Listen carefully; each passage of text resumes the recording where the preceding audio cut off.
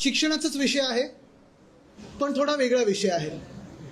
खरं तर आपण पाहत आहोत की फडणवीस साहेबांचं सरकार 100 दिवस जेव्हा उलटून गेले तेव्हा खूप पब्लिसिटी झाली, प्रचार झाला की 100 दिवसात आम्ही असं केलं तसं केलं, ही पॉलिसी केली ती पॉलिसी केली.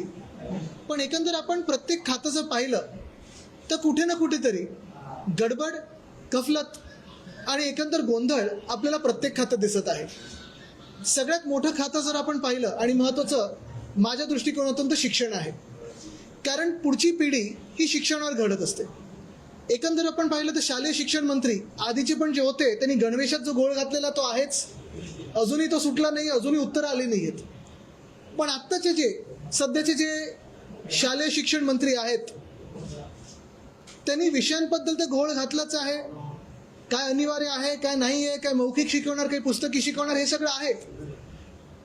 पण ज्या परीक्षेसाठी 10वीच्या परीक्षेसाठी मुलं मुली दिवस रात्र मेहनत करतात, अभ्यास करतात, टेन्शन घेतात, आई वडिलांना देखील टेन्शन असतं. आणि साधारणपणे आयुष्यातला पहिला मोठा टप्पा किंवा एक पायरी ही 10वीची एक्झाम असते.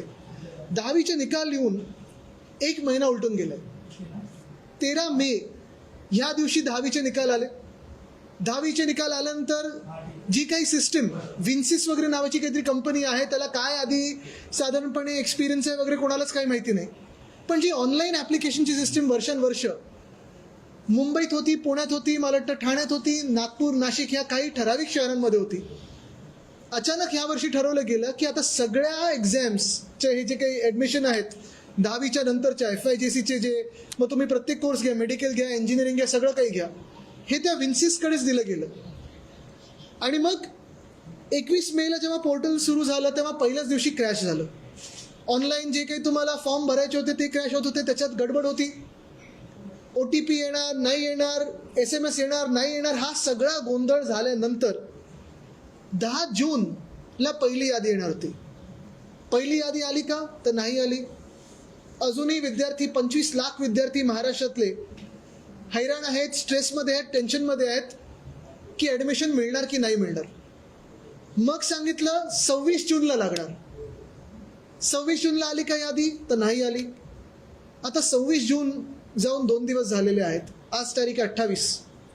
सांगतात आज येईल, कदाचित 30 तारखेला येईल. आज कदाचित लागूही शकते यादी, किंवा 30 तारखेला लागू शकते, किंवा पुढेही जाऊ शकतं.